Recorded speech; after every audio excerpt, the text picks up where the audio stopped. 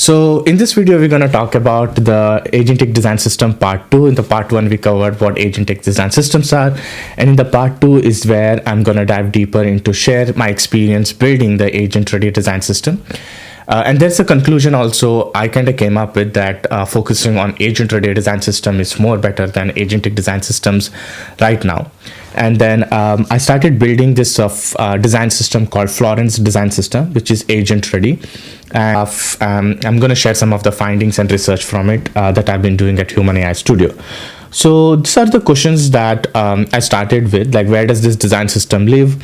What actually makes the design system agent ready? Why do people still stuck with the design systems that they're currently having? Because there's an increase problems in like adaptation, and there's a problem in just maintenance and operational overload for the design systems, and the visual consistency is always breaking, increasing the QA time and everything at the end, shipping products that are very inconsistent, right? And so much time spent trying to fix those gaps. And here is a quick announcement. So we are also launching a 4-week cohort on Maven, where we're gonna help designers become AI native. So it has like 4 modules and live classes and workshops and everything. You go from understanding the foundation to AI systems to building agents and designing products that are AI native. If you or your team is interested, you can enroll from that as well.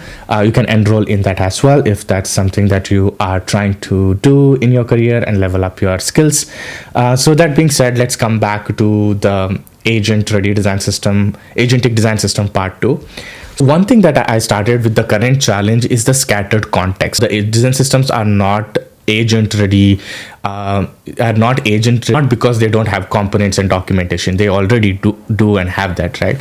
They're failing because the context itself is like scattered. Some live in Figma, some live in code, some live in Storybook, some in Notion, some in Slack, and the context gets scattered. When the context and that intent gets split across different medium, that's where agents will start also drift. Some people who are building just like 0 to 1 products by themselves, this is not a big problem, right?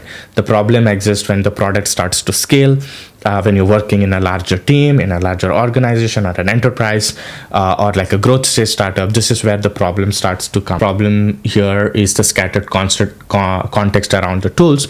So that's when I've started building Florence design system, which is agent ready. I started from code. And you might be wondering, like, John, I'm a designer. Why code first approach? The thing is, like, the technical aspect is not the problem. I think that conceptual thinking and the system thinking is the biggest problem right now. So agents are good in handling your technical part, right?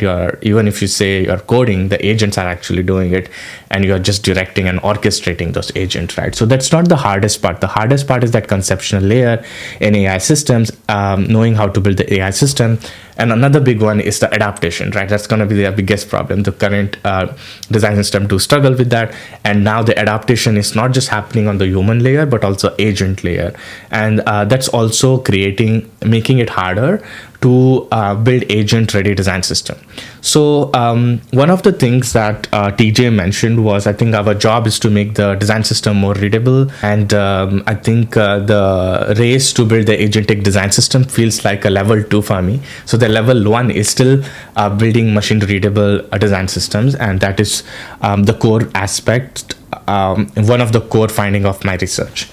That being said, when I went to the Config 2026, and then Jake, the talk was very fascinating, and Christine kind of, wrote this beautiful article, which broke down that and helped me understand better. So Jake introduced something called hyper tokens. So in hyper tokens, the intent and the contracts are kind of like a baked into those tokens and design systems, right? I think this is becoming more feasible and realistic right now to make like design system more agent ready by using proper structured metadata, and then using hyper tokens and rethinking our naming convention that agents can understand. So I think it's getting more and more clear that the focus is more towards building agent readiness rather than the agentic. And I think agentic, it's where you are bringing proactive agents and everything, but it's definitely a bit of a level 2 problem to solve, and so the level 1 needs to be solved. Someone was building AI agents in my studio all the time. I've realized that the agents are only good as the data you have. So if you garbage in, garbage out, so your data needs to be very clear and structured for agents to operate better. And that's what most companies right now are struggling or trying to figure out. And how do you do that, right? So it's similarly things applied for building agentic design system. You need to fix the data structure problem. And here in our context of design systems, it's your token, primitive, schematics, components, how they are structured, the metadata and all that stuff, right? So indeed, our design system team also did a very good job. There's a good article they share, speaking about the different way of like structuring this data to JSON or Markdown or MCPs and things like that.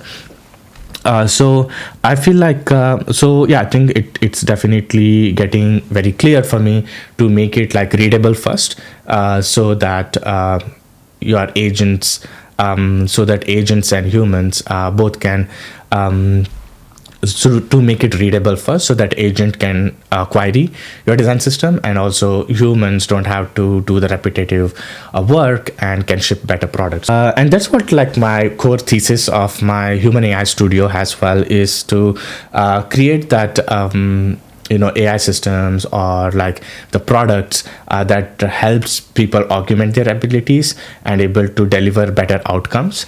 And then it's just not a cool name. It's something that came out from my observation, the need to make like human and AI collaboration more efficient, or in order to get better outputs and eventually drive better outcomes. So I started building this design system called Florence, and I started with code. I started using the React components and semantic and using the CSS and Tailwind and everything to build out the foundations, and eventually building the components in components in the code itself.